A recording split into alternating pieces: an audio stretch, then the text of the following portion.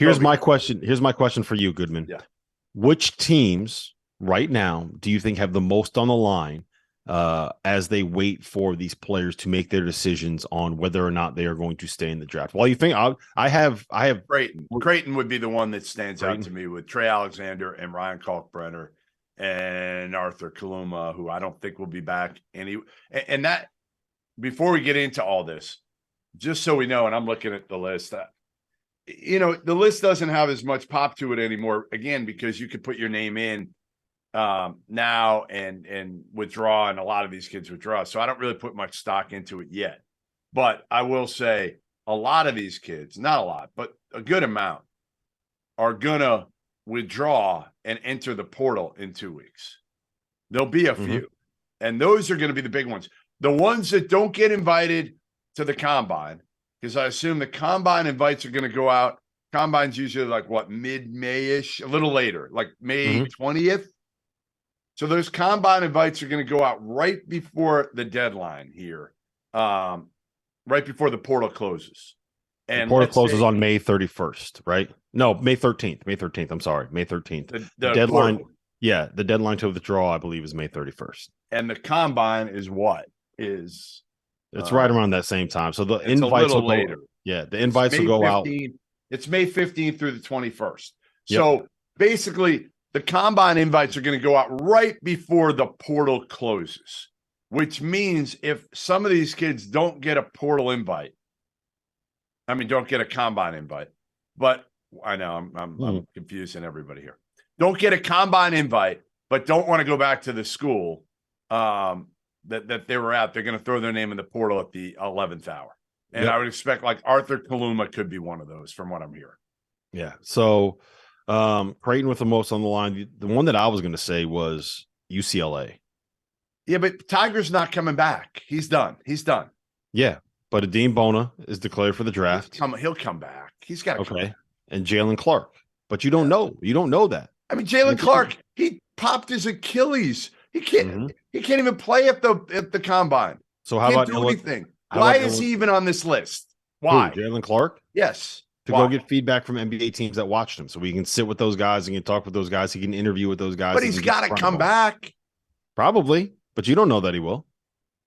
It would be listen, I spoke to him for a while in their locker room before an NCAA tournament game. And he seems like a really, really smart kid.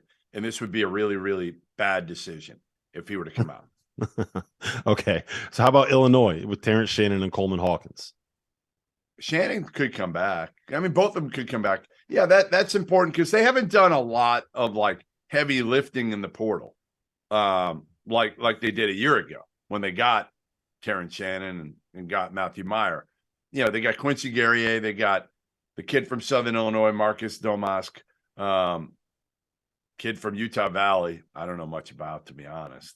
So, they need Terrence Shannon back. They could use Hawkins back. Connie Hawkins. They could use Connie Hawkins back. Connie Hawkins back. The other names that I had on that list, Arkansas with Jordan Walsh in the portal, whether or not he ends up coming back. Keontae Johnson declared for the draft. Yeah, I heard he's 50-50. Yeah, whether or not he ends up coming back to school. Because, if he comes back and you put, if it happens, Max Asmus next to him, then we're talking about another like very, very good Kansas State team. Naquan Tomlin is also the kid from North Texas could transfer there. Tyler Perry, yeah. Missouri with Kobe Brown, I think has a lot on the line. I got a huge one for you. Here's as big a one as any. Zach Edey. No, well, yes, Northwestern's backcourt. Both are in there, and they're both fifth year. They could move on. Boo Buie and Chase Audige. That's huge for Northwestern. So Northwestern is either going to be like a top 40-ish kind of a team or horrible again. Terrible. Yes, they could be terrible without them, or an NCAA tournament team.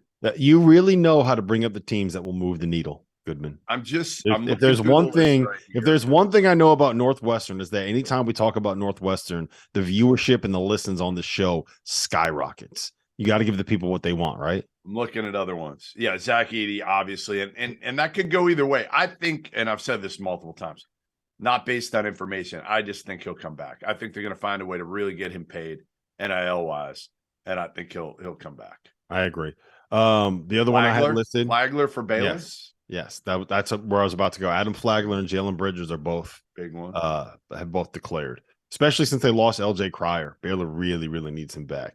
Yeah. And the last one for me was UConn. Andre Jackson, I think, is legitimately 50-50. Tristan Newton has declared. I would expect him to be back, but that might be the kind of situation where he's just done with college basketball. Right. He's been there for 4 I'll give you a big one. Here's a huge one. Huge one to watch. Deron Holmes. Okay. Huge one. Because, again, that's another one that there's been a lot of speculation that he could be looking at maybe going in the portal if he doesn't go pro. I've been told, more likely to stay at Dayton. But, again, a lot of these guys right now, we don't know. They're going through the process. They're thinking right now they're focused on getting to the combine, getting invited to the combine, which Deron Holmes should. And then what do? You're going to put your name in the portal just to cover your ass, even if you're invited to the combine?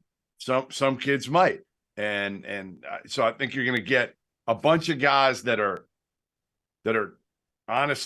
guys that could change, like program changing type players, not at the level of like Hunter or even Max Asmus maybe, but there'll be some program changing guys that coaches are waiting on right now that they're working to see if they put their name in the portal. Let me tell you guys about our sponsor for today's episode, Athletic Greens. I started taking AG1 a few weeks back. When we get in the middle of college hoop season, it can be hard for me to eat and drink as healthy as I probably should be, especially in late February and March when the schedule gets really busy. But I found that I've felt better as I've made AG1 a part of my daily routine. I take AG1 in the afternoons after the coffee is worn off and once the itis post-lunch is kind of set in. And what I found, my energy levels are up. It's improved my digestion. And as a result, I'm not only more efficient and productive in the most important time of the year for me and for the field of 68, but I'm working out more consistently. I just feel better.